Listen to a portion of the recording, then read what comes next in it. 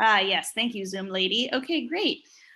So once again, very excited to welcome Alyssa Lee to tell us all about digital marketing beyond social media. I'm very excited for this one because I think it's easy to get distracted by Instagram and Twitter and Facebook.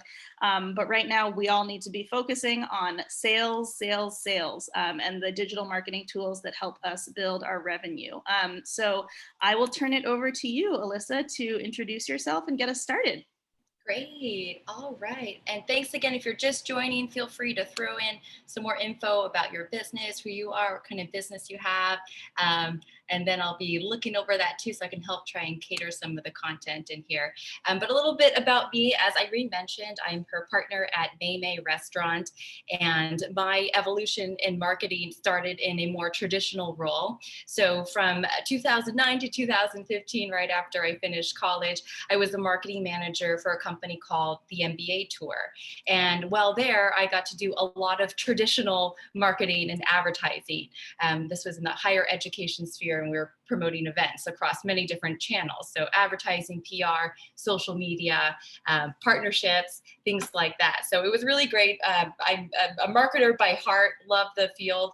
And then after a few years working there, I decided to go and get my MBA. And I went to Babson College. And while there, I learned a lot about entrepreneurship, a little bit more about marketing, a little bit more about running businesses, and then also how to be really scrappy and thrifty when you're starting or growing a business.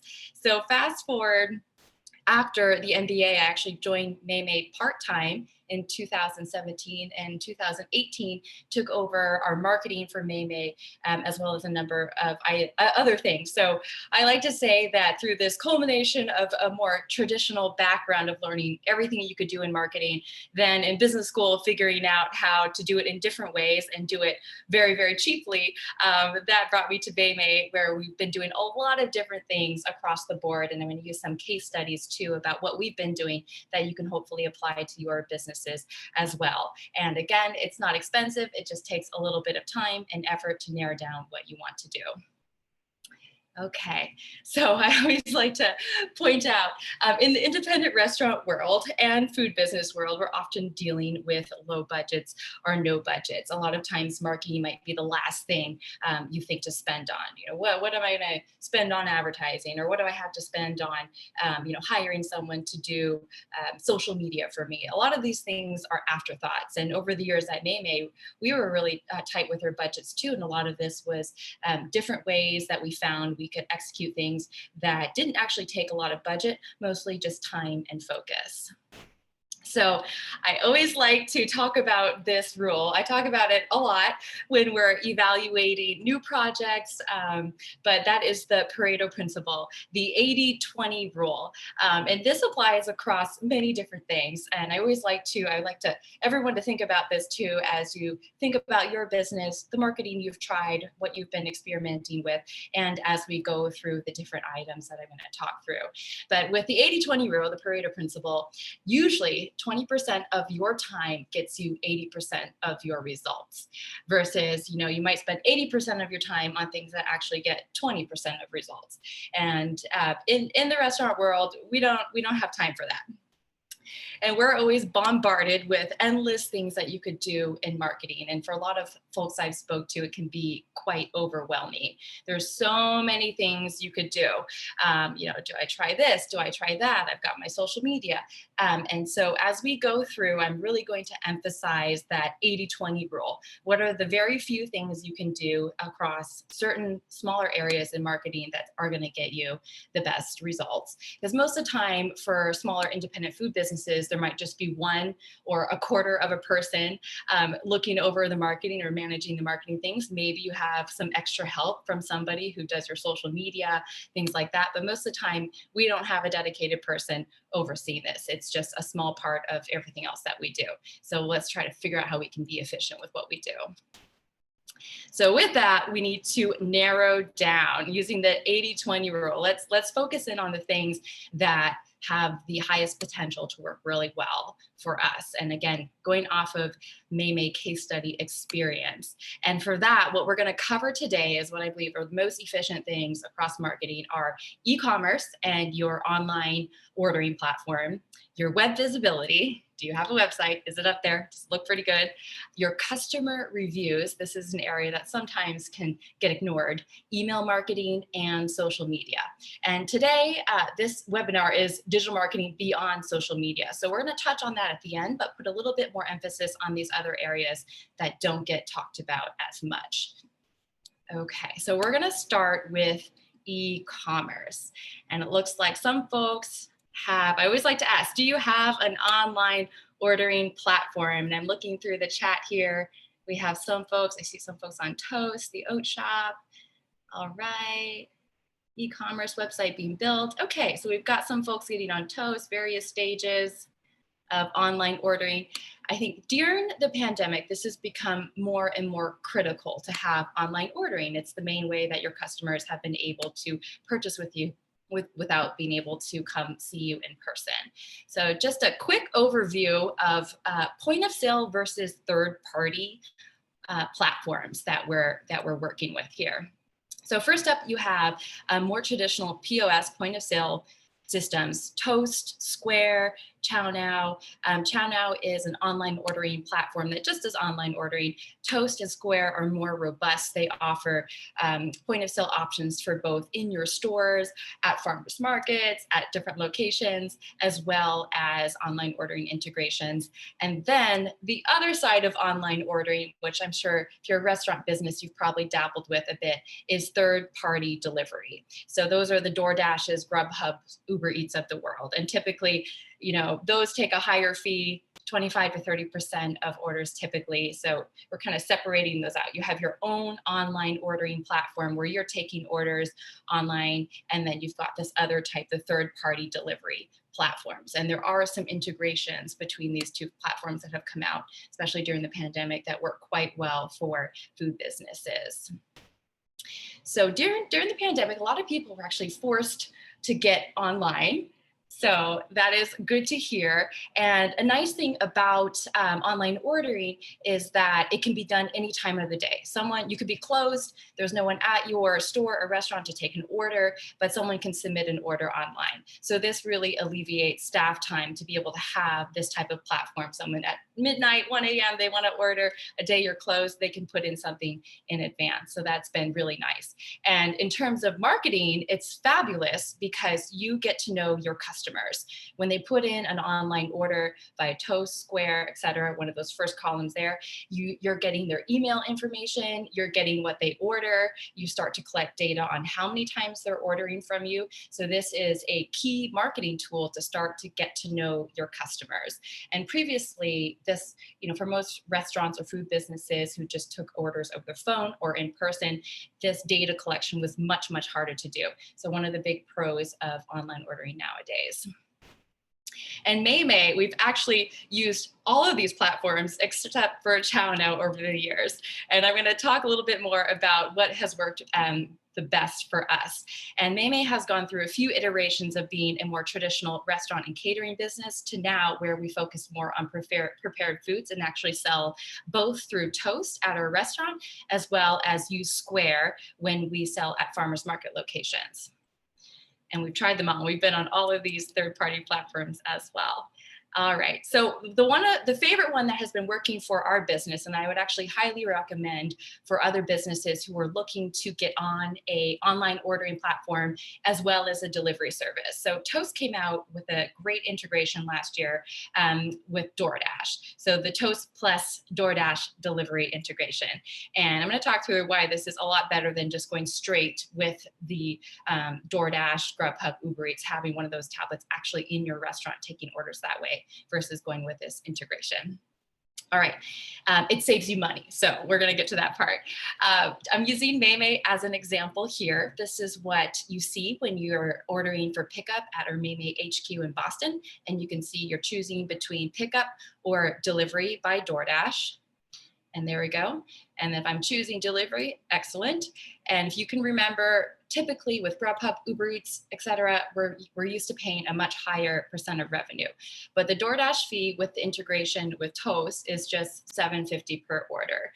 So that's a nice thing that's come about with the Toast DoorDash partnership. And if you look at the cost benefit, I feel like I'm selling Toast a little bit, but we've tried all the platforms and I'm just telling you what's worked for us. But they've come out with a lot of great features.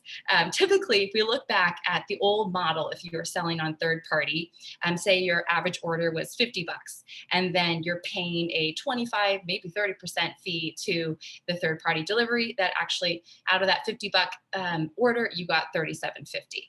So with Toast and this DoorDash integration that they now have, with the $7.50 flat fee, that's at least the price that we got when we joined last June. I hope it's as low or if not lower.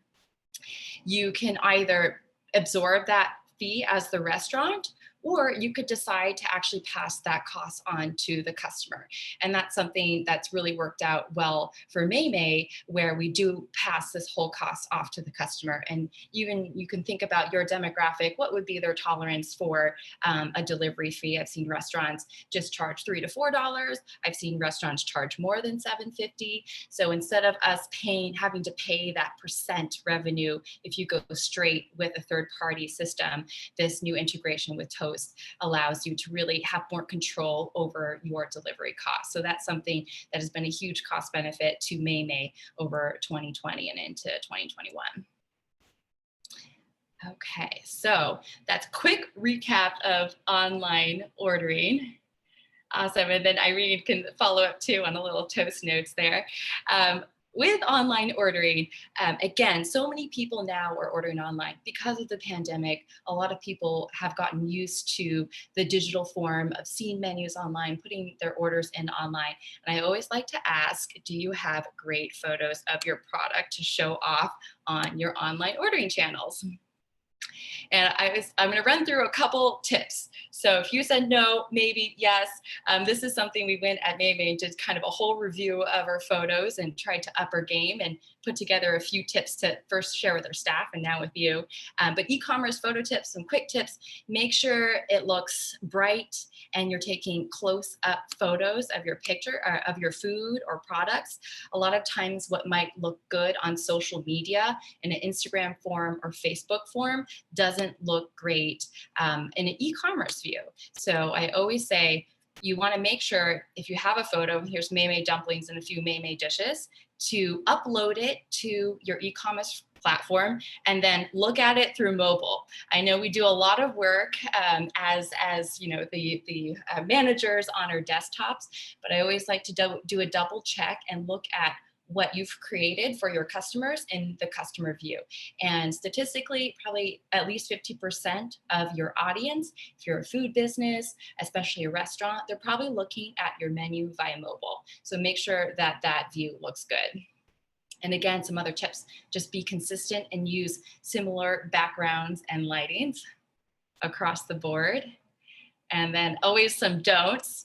So avoid getting too dark or too much background. And I'd actually say this picture here looks pretty good, but it might be a little bit better for Instagram if it was lightened up. But at this size, if I was viewing it on a mobile screen or even a small size image like this on a menu, I might be not as enticed if it was a larger and more up close. And again, something that's hard to do, especially in kitchens, if you're taking photos in a commercial kitchen, is that bad yellow or fluorescent lighting. So always try to go for natural lighting, you know, get out to those windows to avoid something that will end up looking pretty yellow and not as appetizing.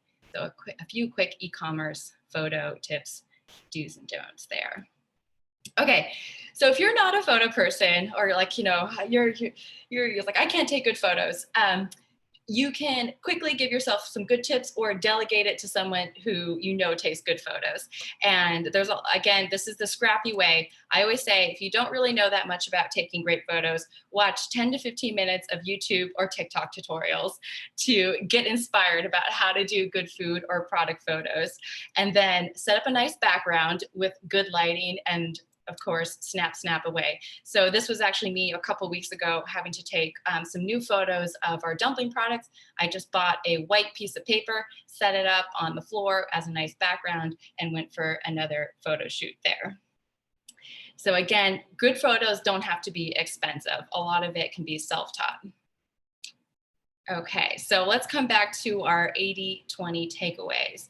So that was a lot of information, and I'm going to give you a few things. If you think like, I can't do all that, I've done some of that, here's the key things that I think you should definitely have set up for your business to get you the majority of those results. So one, get off the phones, and by that I mean the ordering and customer phones, and set up your online ordering. So if you've been thinking about a site, a platform, we do recommend Toast. Square is also great if you're selling at many locations for their portable POS systems.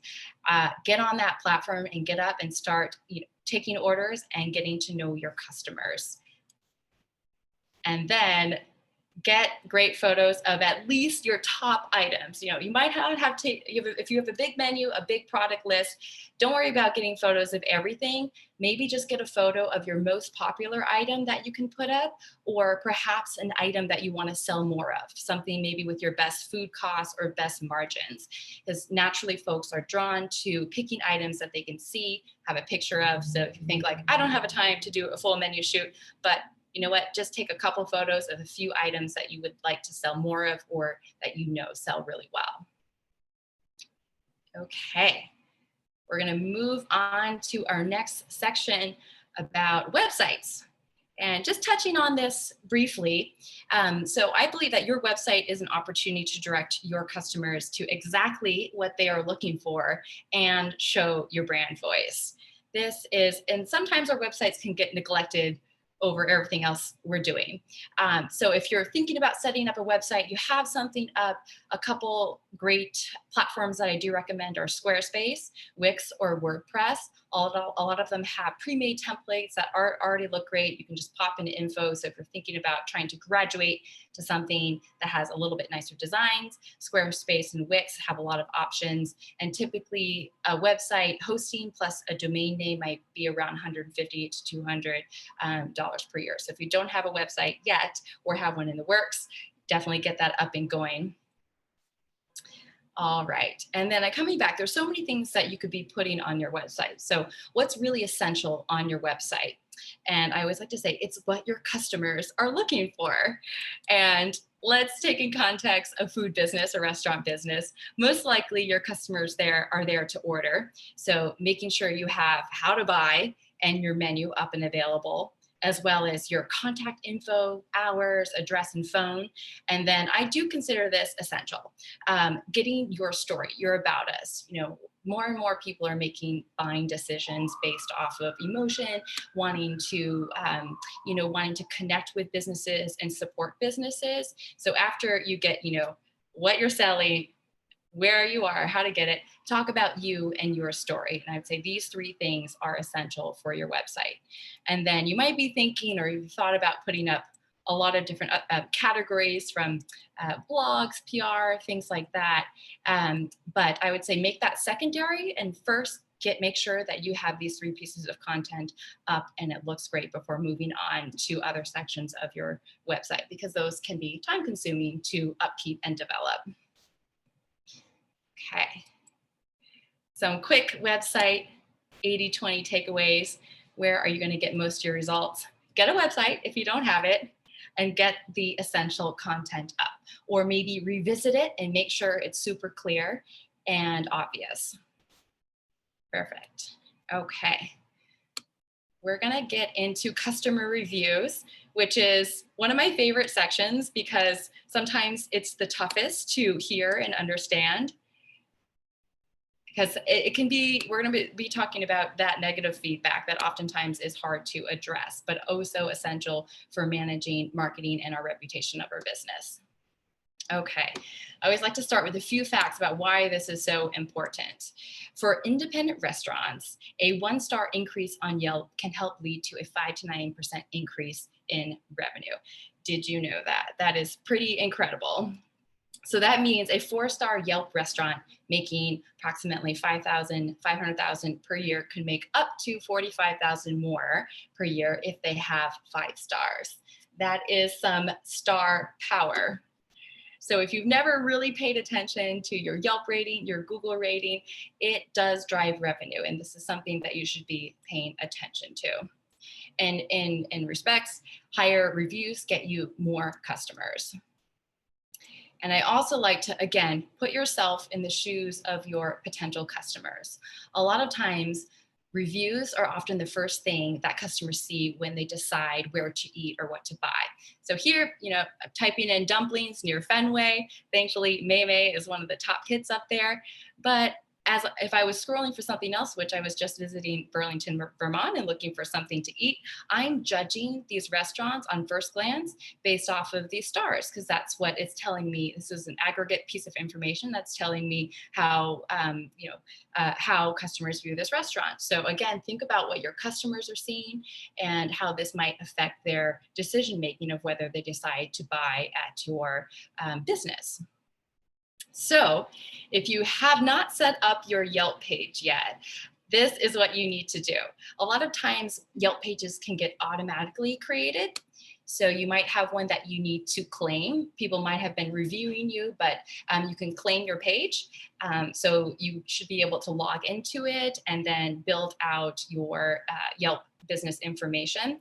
As well, I highly recommend exploring some other of the Yelp promotion features. So if you're a restaurant, they have a lot of promotional features which are paid that actually can help build your business. In the past, we've used their check-in offers as well as deals and gift certificates. They also have reservation capabilities now. So Yelp does have quite a few additional promotional features to help out restaurants. But the basic is, if you haven't claimed your page yet, claim your page, sign up, and make sure you can answer those reviews. And then next up, you want to do the same thing for Google. So you might find that, hey, I've got this business profile that shows up all the time if someone's Googling my business. And a lot of these pieces of information are pulled automatically from your website or other publicly available sources that Google is basically mining to create this business profile. So by setting up and claiming your business, you can edit that information directly and control more of the content that is shown here on your Google business listing. And they also have a lot of features too that can help with reviews. Perfect. Let me see, I'm gonna have Irene help direct people to how to claim your Google business there. She can send you a link for that. A lot of times too, if you look on May, let me see. If you Google your business, on the very bottom, it should actually have a link that says claim your business. And then there's also a direct link you can go to claim your business. I'll have Irene drop that in the chat there shortly. And probably one of the most annoying things is you might see the hours or ordering options that you say like, hey, those are not my hours or my ordering options. Again, it's scraping the internet for information about your business. So here's a direct way you can go in and edit that. Okay, here's the hard part. Responding to all negative reviews. This is something that we have been committed to at May. And we actually worked with a group called Rethink Restaurants, and some of the folks here are also helping out with the restaurant resiliency program back in 2017 as we started to change our business to an open book program. More about that on another day. But one of the key things that we learned was that managing our reputation and cultivating a positive word of mouth is one of the most effective forms of marketing, really unpaid marketing. And so over the years, we've come up with different policies and systems to make sure that we, one, respond to all negative reviews and have business systems that also harbor good positive word of mouth going forward. So this can be a really big competitive advantage for restaurants who are diligently and systematically thinking about how to manage the reputation and making sure everything that's said about the business is good. Okay, so coming back, I'm just gonna take a little step back in time. This is 2017 at the restaurant. We were kind of all over the place. We had some 3.5s, 4s, etc. And then after towards the end of the year, we started really diligently looking at how to manage our reputation. And in 2018, we became pretty steady at a 4.5 rating going forward. Okay, so how do you do this? How do you get started? Especially maybe if you have a Yelp page or a Google page that you've never looked at, or you're starting a business, you're starting to get Yelp reviews. Step one is if you have some history, review the past reviews and identify those problems. For May, actually, we looked through all of the negative reviews, and price for the price point was actually 50% of all negative reviews. Some folks thought that our portions were too small. So we did a big revamp of the menu, and we looked at, how can we change this dish so it feels like it's more valuable to our customers? And then once we made those changes, basically that eliminated 50% of all of our negative reviews. And so you're gonna see patterns, especially if you have a history of reviews, and basically start by the things that are being repeated the most, those problems that are being repeated the most, and tackle those first, and then just work down the list. Okay, next up is you want to respond to those negative reviews. So your star rating stays high. We want that to overall have a really high rating. Okay, so I'm going to show you a strategy for responding to negative reviews that we've used over the years, and actually show you a case study. Step one is if someone gives us a bad review, we still want them to like us. So we want the customer to like you even if they didn't like the food or experience. Next up, we want to increase those stars. So based on the good experience with follow-up that we've addressed the problem or trying to address the problem, the customer, we then ask the customer to increase their star rating.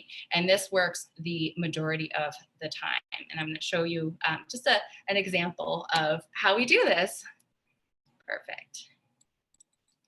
Okay, this is an order from Stephanie, and this has been in the past year during the pandemic where we're making lots of changes on our menu. So she gave us a 2-star review. She really wasn't happy with the pork dumplings. She thought they were a bit dry, etc. And this is not good for us when we're trying to keep that 4.5 star average. This needs to be addressed. So basically anything that's 3 stars or under, we want to address to see how we can remedy the situation. So step one, we want Stephanie to like us, make the customer like you, even if they didn't like the food or experience. So at May, we have a policy that's both in restaurant as well as outside of the restaurant, that all of our staff can surprise and delight the customers to remedy issues. So back when we had a restaurant, this was a budget of about $40 or $50 a day, where they could do anything they felt like that would make the customer happy.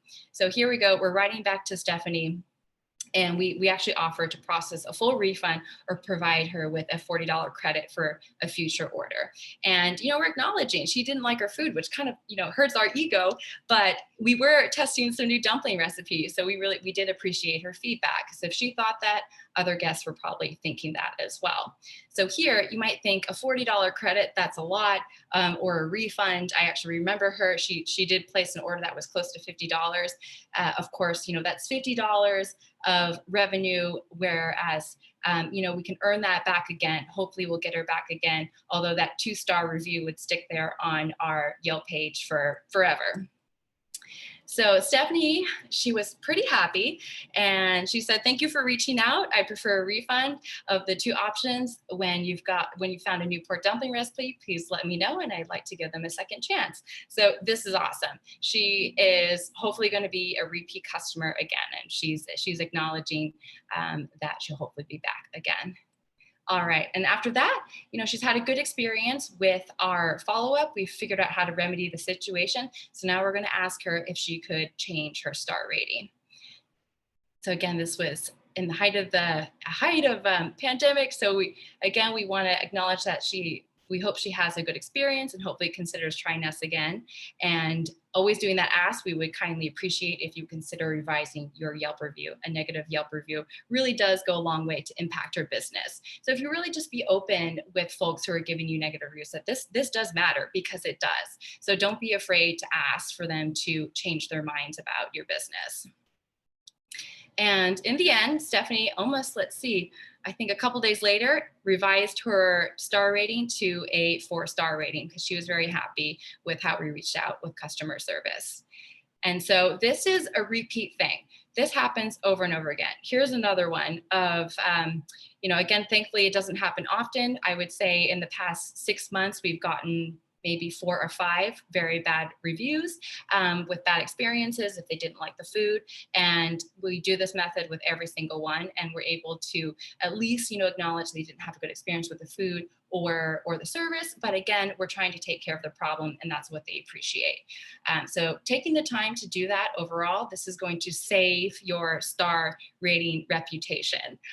So it takes a little time, but again, cultivate it. And for these templates, for these emails, I'm going to share my presentation with you later. We have this in our manager's handbook of like, this is what you do, this is what you should be saying to them. So again, it's an easy system to set up and cultivate. And I would just add, Alyssa is on the marketing side and I'm more on sort of the culinary side at Maymay. And so I just want to say that like these can be really hurtful. And I have definitely had my day ruined on multiple occasions by receiving some Yelp review that I thought was really unreasonable and mean. And it's just about kind of getting through that reaction and then saying, okay, like how do I get this customer to be on the same team as me? And so I think that it is really important. I do wish that we lived in a world without Yelp, but I always think that Yelp is like, it's just a tool and you can make it work to your advantage or you can let it work against you. And so taking this program, this project on felt very counter to the way I normally would have responded to Yelp, which is like, oh, screw Yelp. I don't want to think about them. I don't want to talk to them. But I have definitely seen the results. And so I am fully converted to this strategy, thanks to Alyssa and Rethink. Thank you, Irene. And it can be painful. You just have to, you're like, oh, but just get through it because again, for all those new customers that are looking for your business, they are judging you based off of past experiences. So you want to make sure that all those past experience and that overall star rating stays high. Okay. All right, so some customer review takeaways. I always say this section is more like 50-80 if you're starting to tackle it, if you have a lot of past reviews that you need to look for and identify problems. But once you get going and you're aware of the main issues that people are unhappy with and you start tackling them, this can go faster. So again, takeaways here is 1, get your Yelp and Google pages set up. So if you haven't claimed your Google business or your Yelp page, step 1, just claim it. So you have control over the information that is shown from the business side on those pages. Next step, start to address those issues and make changes in your business, and then follow up with negative reviews. You might not be able to do this at first if you have some older reviews that you have been able to catch up on, but as new negative reviews come in, you want to stay on top of it and respond to all of those negative reviews, preferably within 24 hours. Okay, we're wrapping up our custom review section and heading into email marketing, which I love a lot. Okay, so you might find that social is not getting you sales, and we find that sometimes with Maymay, even if we have a really large social following, email might be the answer. It certainly was for us. And this is because the folks following you and liking you on social media, they might not actually be your best customers or core customers. They are probably fans of your brand. And also with social media, the algorithms are a little bit weird. So, you might have 3,000 followers or 1,000 followers, but then your content only gets showed to a small percentage, a small fraction of those followers. And, that's sort of built in to eventually move into a paid advertising model for social media. That's how they make their money, is through advertisers, businesses like us that advertise eventually on social media. So you might find that, you have a big following, you're doing a lot of campaigns on social media, but they're not converting to sales. And this is where email might be a better option for you, because with email, It's a direct line to somebody's inbox. Your message is getting to their inbox, and then it's up to them to open and see it. So it's been delivered. Whereas in social media, sometimes your content doesn't even get delivered to your followers. Okay, and I want to back up a little bit and just look at May and our customers and what our customers look like to help tell the story of email marketing. And this follows the 80-20 rule too, and has been a trend for May for a number of years now. Looking at the pandemic, during pretty much when the pandemic started, we've changed our model to the present with our kind of evolving food model. We've seen that about 23% of our customers make up 80% of our revenue. So for us, these are really our core customers who follow the brand, buy from the brand, and all of these folks, they've been buying on our online platforms. We have their emails and we market to them via email. So really for May, we're finding that our customers are our biggest advocates. Who are our biggest advocates are on our email list. So really, if we're announcing any new products or just trying to get a push and sale, things like that, in events, we send out an email to the folks that we know who are that are actually purchasing from us. And this strategy is a change from when we actually did have our restaurant before. Go into that a little bit in a second. Here we go. I'm going to first talk about, so if you don't have email, because email can kind of seem daunting, like I got to do all this stuff. I got my online site up, which you should do that. I got to get my website up. Now I have to do social media and email. You should do email. And it can be passive email to start too. So I'm just going to recommend a couple platforms that offer email marketing. And those are, platforms where you can build pretty branded emails, send them out to your customers. May uses MailChimp. I've also used Constant Contact in the past. And then Toast and Square actually have some pretty cool email features if you're using them for your point of sale or your online ordering system. They also have email marketing built in and some cool automation features that I'll talk about later. So some more traditional ones, MailChimp, Constant Contact. And then again, if you're already on one of these platforms, Toast or Square, checking out their email marketing is a good option. Okay, perfect. And then for a lot of these platforms, the cost can be free to start. I think MailChimp is very low cost monthly, but the price starts to increase with the more contacts you have. So that's where they kind of get you. As your database grows, if you have a couple thousand people, then that's when the monthly fees for email marketing start to go up. And that's pretty common across the board for all the platforms. Okay, so a little bit of history. Email doesn't have to be hard. For years, May just started with a monthly newsletter. So, up until I would say the pandemic, when email marketing and reaching our customers to let them know became so much more important, we just emailed our database once a month to let them know about things we were doing, special events, and we started with that until 2020, and we did that for a number of years. So, it's not that hard to do if you can commit to something monthly or even quarterly, just to help tell your story, talk about special events, things like that. This is going to help start building connections between you and your customers, especially your most diehard customers who are often your advocates and purchase from you over and over again. Okay, so to start, just start collecting emails. Maybe this is just a Google form on your website. Sign up for a newsletter. Even if you don't have a newsletter yet, just put a box that says sign up for your newsletter so you can start connecting and gathering contacts from folks who want to hear from you. So again, even if you don't have a newsletter or you're not planning to send it out, just start collecting emails on your site. Super basic. Start just an input form, something like that to start getting in touch and getting those contacts. And then next, pick a frequency and stick with it. So for example, if I'm stretched, I can't be doing emails every week or every other week. Just, pick once a month, pick a quarterly, and just see if you can keep that up. Just try to stick with it so your audience knows when they should be hearing with you and starting to build that relationship with you. So again, monthly, bi-weekly, weekly, something. All right.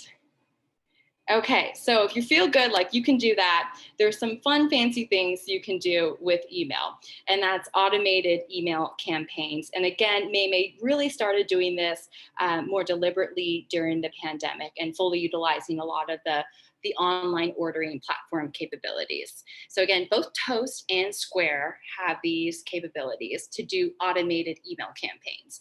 And this is great because you can set something up and then hands off, let it roll. So these are some of the Toast automated email campaigns. You can remind guests to visit again. So Toast will automatically send an email to folks who haven't bought from you in 30 days. You can also recognize high spending guests. And so again, because people are ordering online, they have their information. If they reach a certain dollar amount, you could send them a promo code or some type of treat to thank them. And then you could also reward repeat guests as well as welcome new guests. So these are different types of email campaigns that you could just set up, let them roll, and not think about them. So again, if you're on Toast or Square, have some bandwidth to do some email marketing, check out the capabilities that they have to do. And with May, we do have a welcome campaign. We've been out at a lot of farmers markets selling dumplings, and we're actually using Square. So for our offsite locations, we use Square. And every time someone buys from us or pre-orders, they get a welcome email from May, welcome dumpling lover, telling them a little bit about who we are, our story, and other things that we do. So again, that might take an hour or two to set up, and then you don't have to think about it again. So little pieces where you can just give your customers a little bit more about who you are and your brand story. Okay. So email takeaways. First, just start collecting emails. Again, if you have no plans for doing a newsletter, start collecting emails so eventually you have an audience who wants to follow you. So when you're ready to start talking to them, you have those contacts on hand. And then next up, set up your platform. So pick a platform. It might take a little while to investigate what's what, and then send an email. So just get going, pick that frequency, and go. All right, okay. So our last section we're going to talk about today is social media. I do believe that most people, it's the first thing when they think about advertising, marketing, they start their social media accounts. So, which is great. And it almost can be overwhelming. Where do you devote your time? And for May, we really hone in on our time on a couple platforms. And again, I always like to think of be active where your audience is active, and that's where you want to go. So for May, our customers are actually more on Instagram and Facebook, less on Twitter and TikTok. I think it crosses over a little bit where our core customers tend to be in their late 30s to early 50s. And so we do have a big demographic on Instagram, but also a very big demographic that's on Facebook. So those are the two platforms that we tend to focus on and play on the most. We don't actually have TikTok yet. We've been debating starting a TikTok. If anyone has started it, you could maybe put in the chat your handle. We can check out what you've got there. This is new territory for May as well. But again, our audience, we're not sure if our audience is on TikTok. We know our audience is on Instagram and Facebook. So again, go where your audience is, or where you have a hunch your audience is, and then see where they're engaging you the most, and then focus on those platforms. And then my other tip for social media is coming back to that frequency. So if you're a one-person show, you don't have time to do you don't have time to post a social media post every single day. You don't have to. I would say pick a frequency and then stick with it. Same as email. So your audience knows when they should hear from you. And this could be once a week. Once a week, maybe it's twice a week, but stick to that frequency so your channels are not quiet. So, even if it's longer intervals, put out something, but try to just set up a structure so you're doing it consistently across the board so your channel stays active. Okay. And if you've got your channel set up, you're feeling good, taking it to the next level is really trying to find your brand voice on social media. And for May, this has evolved over the years, but we've honed in to kind of a new message that we're really sticking to coming out of the pandemic. And we try to highlight that content across social media and all of our marketing. So for us, where we are now, we definitely highlight that we are farm focused, woman-owned business. And then basically you can see in our highlights, this is everything we do: dumplings, classes, cookbook, and community. This is what we care about. We're doing dumplings, we do virtual classes, we have our cookbook. We want to teach you how to cook things, as well as our recipes that we've served in past years at the restaurant, and supporting our community. So, and that goes in lots of different directions, but that gives us guidelines about our voice on social media. And you'll see almost everything that we're putting out has to do with one of these categories, and it might evolve over the years. So think about yourself too. You know, you have your product, but what else do you want to talk about? What else is part of your brand voice? And it might just be one or two things. Your product, for us, that's dumplings right now. And what else do you want to showcase? And that can help you start to build a voice, so it doesn't feel like you're just selling all the time on social media, which even for us, it's like, oh, you know, we still want to sell dumplings all day. We want to talk about other stuff, so folks can get to know more behind our brand and what we stand for. Okay, so getting a little bit more deep with social media here to close it out. Do you have a product or business that inspires your customers to share your story? This is when it gets really good on social media. Really building your brand voice, talking about what is so cool about your product, that in the end you're getting a more marketing term, but you're getting user-generated content. So this is sort of the ultimate holy grail of social media marketing, is when your customers start to market for you. They love your product, they love your story, they connect with your story, and they're starting to put up your product and all the highlights that you're trying to highlight about your business on their own channels to promote that to their own friends and family. So, you know, for May, as a kind of a case study, we've really been honing in that we are a woman-owned business, and a lot of folks and a lot of our customers resonate with that and often mention that when they post our content online.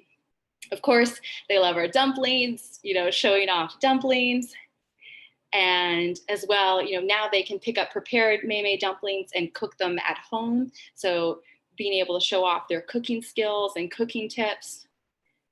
I'm focusing on dumplings here for you, recently what we're doing. But yeah, this is what we're really trying to share with our community right now. It's just, you know, sort of the joy of being able to cook May dumplings at home now with our prepared food product, really highlighting that we're a woman-owned business, farm focused.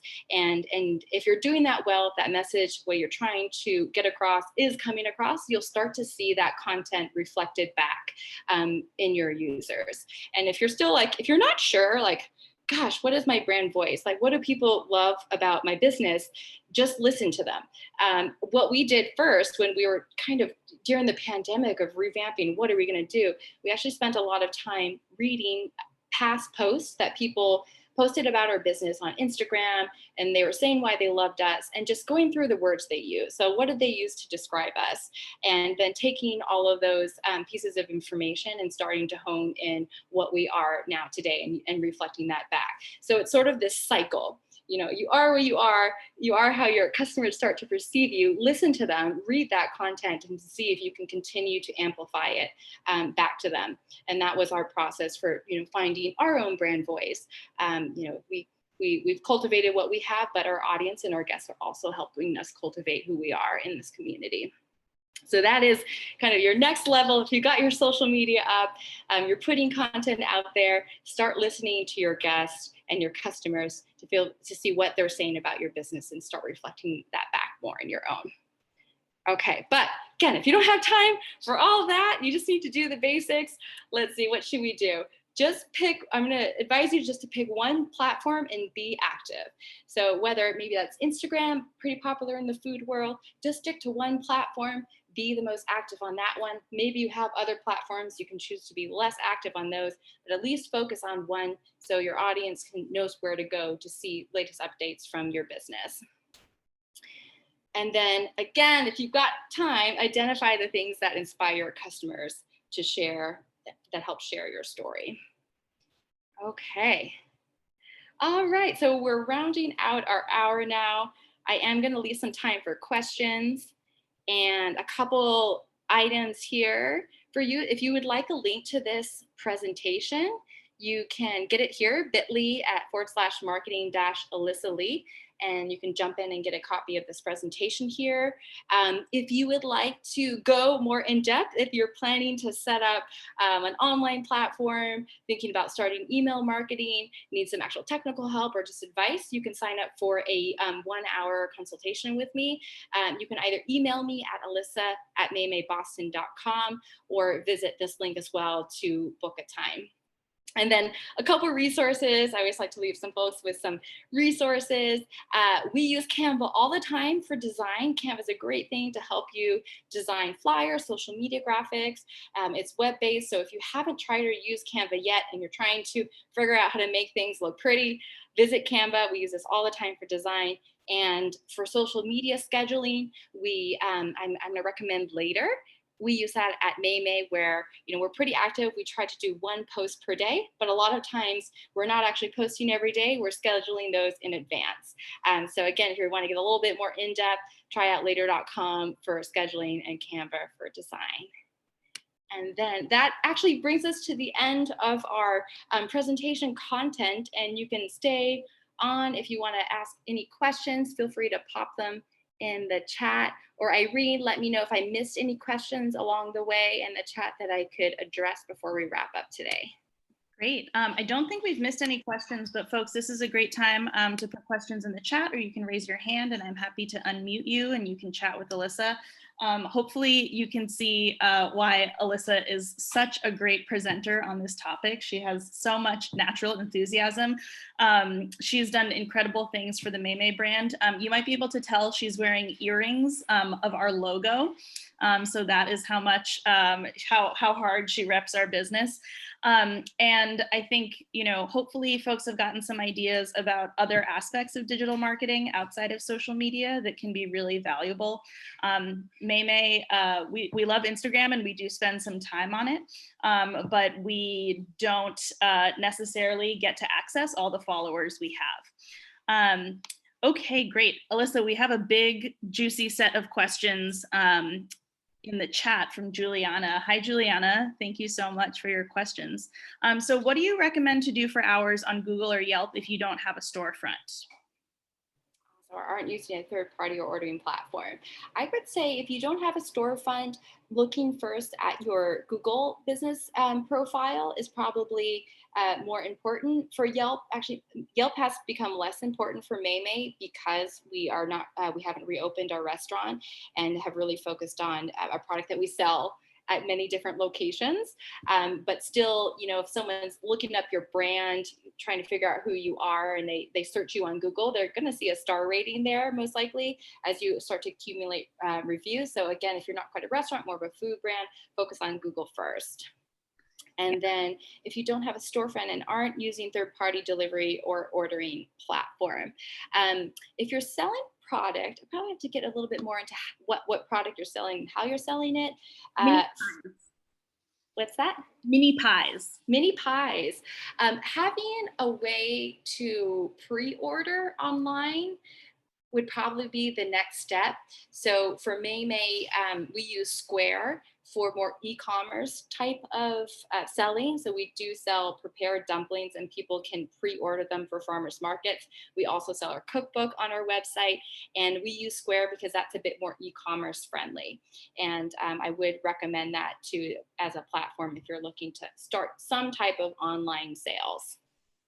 Yeah, it looks like Juliana already has a pre-order set up.